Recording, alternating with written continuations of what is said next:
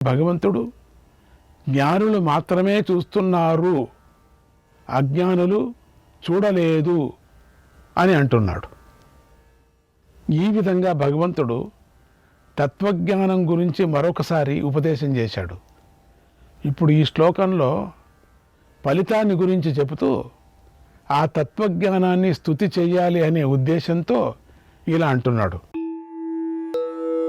సమం పశ్యన్ హి సర్వత్ర సమవస్థితమీశ్వరం నహి నస్త్యాత్మనాత్మానం తతో యాతి పరాంగతిం.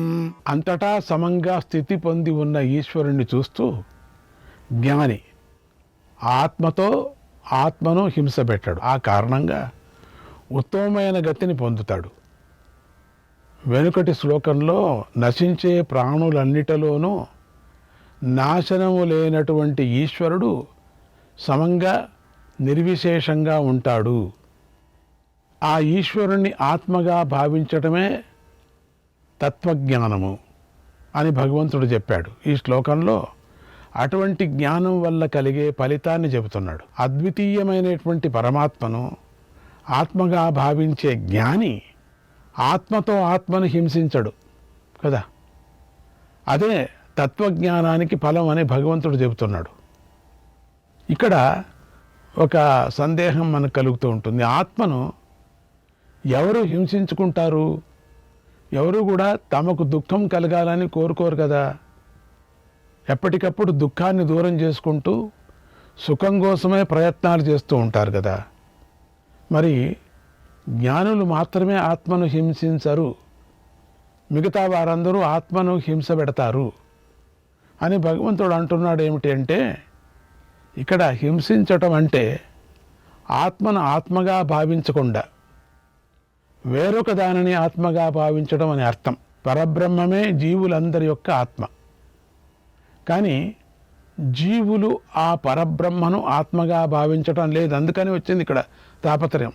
అజ్ఞానంతో పరమాత్మను కప్పేస్తున్నారు కాబట్టి అది హింసించినట్టే కదా. అంటే ఆచ్ఛాదన చేస్తున్నారు. దేని సహాయము లేకుండా ప్రకాశించే ఆ చైతన్యాన్ని సరిగ్గా ప్రకాశించకుండా చేస్తున్నారు, కప్పేస్తున్నారు అజ్ఞానంతో. ఇలా అజ్ఞానులు పారమార్థికమైనటువంటి పరమాత్ముణ్ణి హింసిస్తున్నారు. అలాగే ఆయనకేం హింస లేదు, నీకే అది లాభం లేదు అని అర్థం అక్కడ. అలాగే కల్పితమైన ఆత్మను కూడా హింసిస్తున్నారు. జీవులు పరమాత్మను ఆత్మగా భావించకుండా శరీరాన్ని ఆత్మగా భావిస్తారు. అందుకని ఇక్కడ ఈ శరీరమే నేను అనుకుంటూ ఉంటారు. జీవితాంతం ఆ శరీరంతో పుణ్యపాపాలు చేస్తారు. చివరకు ఇన్నాళ్ళు ఆత్మగా భావించిన తమ శరీరాన్ని వదిలిపెట్టేస్తారు. పుణ్యపాపాలతో సంపాదించుకున్న కొత్త శరీరాన్ని ధరిస్తారు. ఈ శరీరం రాదే, మరి ఈ శరీరంతోనే కదా అన్నీ చేసింది, మరి శరీరాన్ని వదిలేశారే. దాన్నే ఆత్మగా భావిస్తారు. మళ్ళీ కొంతకాలానికి ఆ శరీరాన్ని కూడా వదిలేస్తారు. ఇలా ఆత్మగా భావిస్తున్న దేహాలను ఎప్పటికప్పుడు వదిలేసి నాశనం చేస్తున్నారు. ఈ విధంగా అజ్ఞానులు కల్పితమైన దేహాత్మలను కూడా హింసిస్తూ ఉంటారు. అంటే శరీరాన్ని హింసిస్తున్నారు కదా అని అర్థం ఇక్కడ. కానీ జ్ఞానులు మాత్రం అలా కాదు. ఎప్పుడూ కూడా దేహాన్ని ఆత్మగా భావించరు కాబట్టి హింస అనేది లేదు.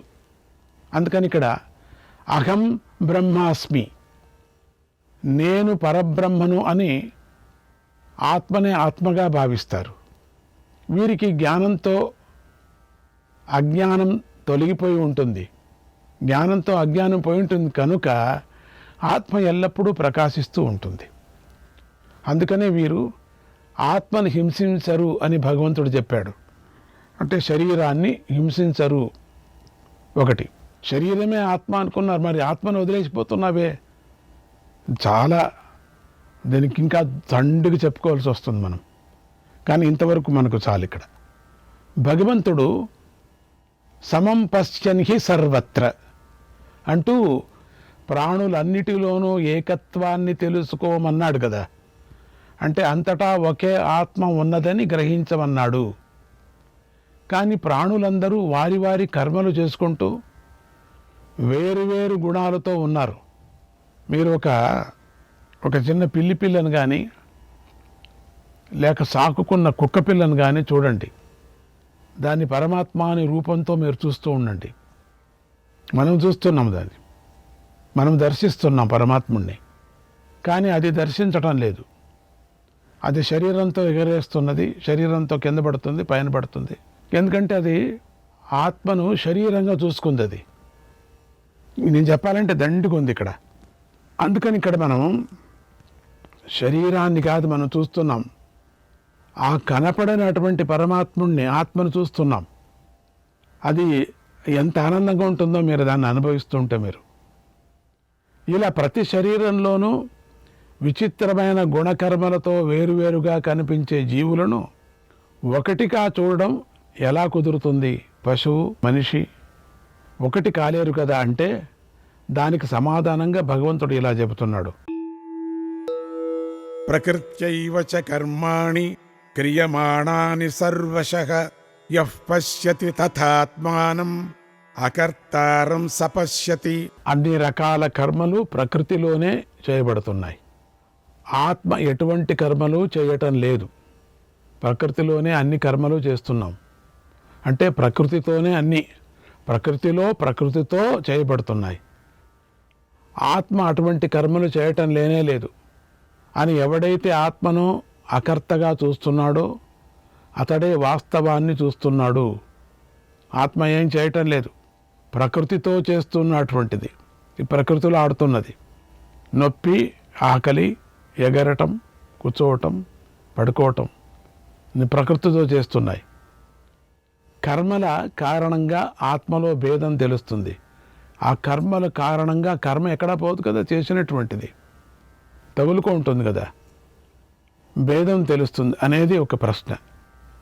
దానికి భగవంతుడు ఇచ్చే సమాధానం ఆత్మలో ఎటువంటి కర్మలు లేవు కనుక భేదం కూడా ఆత్మలో ఉండదు అని. మరి కర్మలు చేసేది ఎవరు? ఆత్మకు కర్మకు సంబంధం లేకపోతే లోకంలో ఎన్ని కర్మలు ఎలా జరుగుతున్నాయి అంటే ఆ కర్మలన్నీ ప్రకృతితోనే చేయబడుతున్నాయి అని భగవంతుడు చెబుతున్నాడు. అవన్నీ ప్రకృతితో చేయబడుతున్నది. లోకంలో కనిపించే మామూలు కర్మలు కావచ్చు, వేదంలో చెప్పినటువంటి వైదిక కర్మలు కావచ్చు, నిషేధించిన పాపకర్మలు కావచ్చు. ఈ అన్ని రకాల కర్మలు ప్రకృతితోనే చేయబడుతున్నాయి. ప్రకృతి అంటే మాయాంతు ప్రకృతిం విద్యాతని శ్వేతాశ్వతర ఉపనిషత్తులో చెప్పిన మాయ, మమ మాయ దురత్యయ అని భగవంతుడు చెప్పినది దీని గురించే. ఈ మాయే శరీరంలాగాను, ఇంద్రియాల్లాగాను, అంతఃకరణంలాగాను ఇవి పరిణామం చెందుతున్నది మాయ. అలా పరిణామం చెందిన మాయ చేతనే కర్మలన్నీ చేయబడుతున్నాయి. నీకు అంటుకున్నటువంటిది వాడికి అంటుకున్నటువంటిది, దానికి అంటుకున్నటువంటిది దానికి అంటుకుంటున్నటువంటిది. ఇప్పుడు ఈ మాయలంతా ఒకటే అనకూడదు. ఇక్కడ వాళ్ళ కర్మన శేషాన్ని బట్టి అట్లా వృత్తి కర్మలను బట్టి అట్లా అంటుకుంటుంది. మాయ చేతనే కర్మలన్నీ చేయబడుతున్నాయి. ఆ మాయ అనే అటువంటి ఒక కొంతమంది బుద్ధి అంటారు, పర్వాలేదు. ఈ విధమైన జ్ఞానం ఎవరికి ఉంటుందో అతడే ఆత్మను అకర్తగా చూడగలుగుతాడు. అంటే ఆత్మ ఏ కర్మలు చేయదు అని తెలుసుకుంటాడు. దీన్ని తెలుసుకున్నవాడు దీన్ని తెలుసుకుంటాడు. ఇతడే వాస్తవాన్ని చూస్తున్నాడని భగవంతుడు చెప్పాడు. కనుక కర్మభేదాన్ని చూసి ఆత్మభేదాన్ని ఊహించకూడదు. కర్మభేదాన్ని చూసి ఆత్మభేదం ఇది ఊహించకూడదు. మళ్ళీ ఇంకోసారి తత్వజ్ఞానం గురించి భగవంతుడు ఇలా చెబుతున్నాడు, మళ్ళీ మనకు తెలియాలని. యదా భూత పృథగ్భావం ఏకస్థమనుపశ్యతి తత ఏవ చ విస్తారం బ్రహ్మ సంపద్యతే తదా. ఎప్పుడైతే జీవుడు వికారాల యొక్క భేదము అభిన్నమైన పరమాత్మలో ఉంది అని సద్గురు యొక్క వేదాంత ఉపదేశాల ద్వారా ప్రత్యక్షంగా తెలుసుకుంటాడు. ఆత్మై వేదం సర్వం, అంతా ఆత్మయే అని తెలుసుకుంటాడో ఆ కారణంతోనే అంతా కూడా బ్రహ్మము నుండే వికసిస్తుంది, పుడుతుంది అని తెలుసుకుంటాడో అప్పుడే అతడు బ్రహ్మభావాన్ని పొందుతాడు, పరబ్రహ్మమే అయిపోతాడు. భగవంతుడు అంతా ఆత్మయే అని చెప్పాడు. అలా అయితే దేహము మొదలైన వాటికి ఉండే దోషాలు ఆత్మకు అంటుకునే ప్రమాదం ఉంది కదా. అప్పుడు ఆత్మ నిష్కళంకము అనేది కుదరదు కదా. అంటే భగవంతుడు ఇలా చెబుతున్నాడు, అనాదిత్వాన్నిర్గుణత్వాత్ పరమాత్మాయమవ్యయః శరీరస్థోపి కౌంతేయ నకరోతి నలిప్యతే. ఓ కుంతీపుత్రుడా, పుట్టుక లేకపోవడం వల్ల మరి గుణాలు లేకపోవడం వల్ల పరమాత్మ క్షయము లేనివాడే ఉంటాడు. శరీరంలో ఉండి కూడా ఏ కర్మలు చేయడు పరమాత్మ. ఎందుకంటే అన్ని చోట్ల ఉన్నాడు కాబట్టి శరీరంలో ఉన్నాడు. ఎటువంటి కర్మ ఫలాలతోనూ సంఘాన్ని పొందడు. ఈ కర్మ ట్రాన్స్ఫర్ అవుతూ ఉంటుంది. ఆది అంటే కారణం. పరమాత్మకు కారణం లేదు, అంటే పుట్టుక లేదు, ఆది. అందుకనే పరమాత్మ అనాది. అలాగే పరమాత్మలో ఏ విధమైన గుణాలు ఉండవు. అందుకే బ్రహ్మము నిర్గుణము, అనాది నిర్గుణము అవటం వల్లనే ఆయనకు క్షయం ఉండదు, నాశనం ఉండదు. ఆయనకు పుట్టిన పదార్థమే నశిస్తుంది, కానీ పరమాత్మకు పుట్టక లేదు కాబట్టి కనుక ఆయన నశించడు. అలాగే గుణాలు కలిగిన వస్తువులు ఆ గుణాలు నశించగా నశిస్తాయి. ఉదాహరణకు చెట్లు, పూలు మొదలైన వాటిలో ఉండే రసం, తేమ అనే గుణము తీవ్రమైన ఎండ కారణంగా నశించిపోతుంది కదా. అప్పుడు చెట్లు, పూలు ఎండిపోయి నశిస్తాయి. ఆ రసం మాత్రమే కదా పోయింది, చెట్లు పూలు ఎందుకు పోవాలా అంటే పోతాయి. రసం పోయిన తర్వాత చెట్లు పూలు కూడా పోతాయి, కాయ కూడా పోతుంది. ఆ చెట్టు కదా పోవాల్సింది, పూలు ఎట్లా ఉంటాయి, పూలు కూడా పోతాయి. దాన్ని అనుసరించుకొని పుట్టినటువంటిది, అందుకని అవి కూడా పోతాయి. బ్రహ్మలో మాత్రం ఎటువంటి గుణాలు ఉండవు గనుక గుణాల ద్వారా పరమాత్మకు క్షయం ఉండదు అని చెప్పుకొనిచ్చాడు. బ్రహ్మము అనాది, నిర్గుణము, అవ్యయము అవటం వల్లనే శరీరాలలో ఉంటూ కూడా ఎటువంటి కర్మలు చేయడు. ఎవడైతే కర్మలు చేస్తాడో అతడికే కర్మఫలంతో సంబంధం ఉంటుంది. పరమాత్మ కర్మలు చేయడు కనుక ఆయనకు కర్మఫలంతో లేపము సంబంధం కొంచెం కూడా ఉండదు. అయ్యా, పరమాత్మ కర్మలు చేయడు, అందుకని ఆయనకు కర్మఫలాలతో సంబంధం ఉండదు అని చెప్పటానికి కుదరదు. ఎందుకంటే క్షేత్రజ్ఞంచాపి మాం విద్ధి మొదలైన వాటితో జీవుడు పరమాత్మ ఒకటే అని శ్రీకృష్ణుడు చెప్పాడు. జీవుడు పరమాత్మ కంటే వేరుగా లేకపోతే, జీవుడు పరమాత్మ కంటే వేరుగా లేకపోతే లోకంలోని కర్మలన్నీ చేస్తున్నది ఎవరు? ఇక్కడ రెండే దారులున్నాయి. ఒకటి, పరమాత్మ కంటే భిన్నమైన జీవుడు ఆ కర్మలు చేస్తున్నాడని చెప్పాలి. లేదా పరమాత్మ జీవుడు ఒకడే అని చెప్పే పక్షంలో పరమాత్మే అన్ని కర్మలు చేస్తున్నాడని ఒప్పుకోవాలి. కనుక జీవుడు పరమాత్మ ఒకటే అని చెప్పిన భగవంతుడే మళ్ళీ పరమాత్మ ఎటువంటి కర్మలు చేయడు అని చెప్పడం సరైంది కాదు కదా అని పరస్పర విరుద్ధం అవుతుంది. ఈ కారణంతోనే అద్వైతులు సాంఖ్య సిద్ధాంతాన్ని, వైశేషిక సిద్ధాంతాన్ని తప్పుపట్టి వదిలేశారు కదా. ఇప్పుడు అదే కారణంతో అద్వైత సిద్ధాంతాన్ని కూడా తప్పు పట్టవలసి వస్తుంది. అంటే ఈ ప్రశ్నకు భగవంతుడే సమాధానం చెప్పాడు. ప్రకృత్యేవ చ కర్మాణి అనే శ్లోకంలో మాయా అని పిలువబడే ప్రకృతితోనే అన్ని కర్మలు జరుగుతున్నాయి. ఆ ప్రకృతిని ఆత్మగా భావించి జీవులు కర్మ చేస్తున్నాం అనుకుంటున్నారు. ఈ జీవులు వాస్తవంగా పరబ్రహ్మ స్వరూపులే, కానీ అవిద్య అనే ఉపాధి వల్ల పరమాత్మ నుండి విడిపోయినట్టు అవుతున్నారు. అట్లా భ్రమగా ఇలా మాయను అనుసరించే జీవులకే కర్మతో సంబంధం ఉంటుంది. శుద్ధమైన పరమాత్మకు ఎటువంటి కర్మలతోనూ సంబంధం ఉండదు అని భగవంతుడు చెప్పాడని మనం అట్లా తెలుసుకోవాలి. మనం ఏ విషయమైనా ఉదాహరణతో పాటుగా చెబితే అది బాగా అర్థమవుతుంది. అందుకని భగవంతుడు ఆకాశాన్ని ఉదాహరణంగా చూపిస్తూ పరమాత్మ అన్ని శరీరాల్లో ఉంటూ కూడా కర్మలు చేయడు, కర్మఫలంతో లేపాన్ని పొందడు అనటానికి కారణం ఏమిటో చెబుతున్నాడు. యథా సర్వగతం సౌక్ష్మ్యాత్ ఆకాశన్నోపలిప్యతే సర్వత్రావస్థితో దేహే తథాత్మానోపలిప్యతే.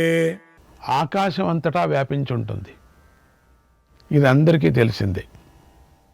ఇలా అంతటా ఉండే ఆకాశం బురద పేడ వంటి మలినాలు ఉన్న చోట కూడా ఉంటుంది కదా. ఆకాశం అన్ని చోట్ల ఉంది, కానీ సూక్ష్మంగా ఉండటం వల్ల ఆ మలినాలతో ఆకాశానికి సంబంధం ఉండదు. బురద పేడ అంటుకొని ఆకాశం మలినం అవ్వదు కదా ఎప్పటికి కూడా. అలాగే పరబ్రహ్మం ఆకాశం కంటే సూక్ష్మమైనది కనుక దేహం మొత్తాన్ని వ్యాపించి ఉండి కూడా బ్రహ్మము ఏ కర్మలు చేయదు, ఏ కర్మ ఫలంతోనూ లేపాన్ని పొందదు. శరీరంలో ఉండి శరీరంలో ఏ లేపాన్ని పొందదు, శరీరంలో కలిగిన లేపాన్ని ఏది పొందదు, దానికి అంటదు. పేడ బురదలాగా ఆకాశం. అట్లా చెప్పాడు. శరీరానికి ఆకాశం పోల్చుకొని చెప్తున్నాడు, మనకు అర్థం కావాలని. యథా ప్రకాశయత్యేకః కృత్స్నం లోకమిమం రవిః క్షేత్రం క్షేత్రీ తథా కృత్స్నం ప్రకాశయతి భారత. ఓ భారత, ఒక్కడే సూర్యుడు ఈ మొత్తం లోకాన్ని ఎలాగైతే ప్రకాశింపజేస్తున్నాడో ఈ మండలంలో, అలాగే క్షేత్రజ్ఞుడైన పరమాత్మ ఈ క్షేత్రాన్నంతా ప్రకాశింపజేస్తున్నాడు. ఇన్ని మండలాల్లో ఎంత సూర్యులు ఉన్నప్పటికీ ఒకే సూర్యుడు, ప్రకాశించేవాడు సూర్యుడు. అందుకని ఒక సూర్యుడు.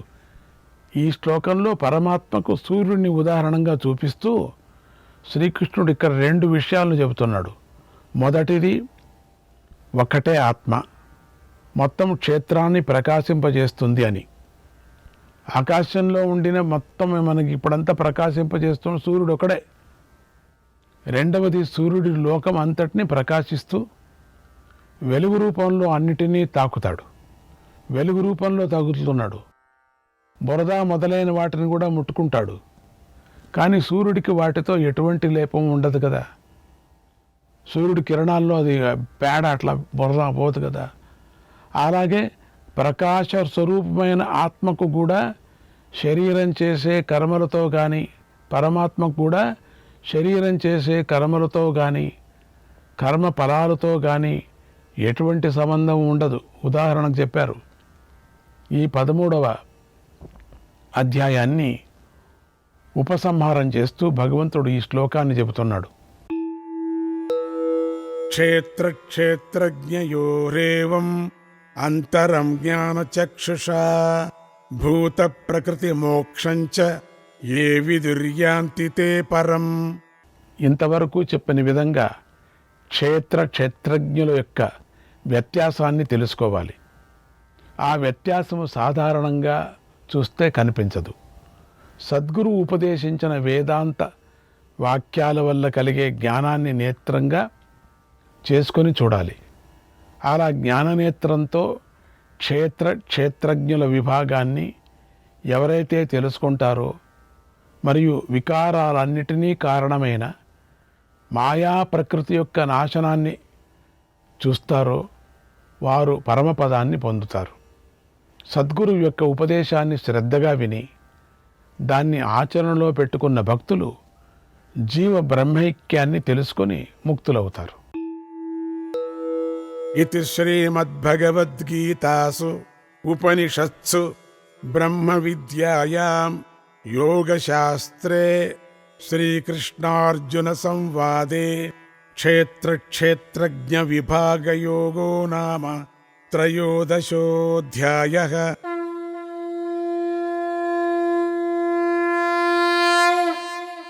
త్రయోదశాధ్యాయ మహిమ. హరిదీక్షితుడి కథ. పరమేశ్వరుడు పార్వతీదేవితో, ఓ దేవి, నీకిప్పుడు త్రయోదశాధ్యాయము మహిమను తెలిపే కథను చెబుతున్నాను. దీని నిశ్చలమైనటువంటి మనస్సుతో, ఏకాగ్రతతో విను. దీనిని వినటంతోనే అంతఃకరణం పవిత్రమవుతుంది. శ్రీకృష్ణాయ పరమాత్మనే నమః.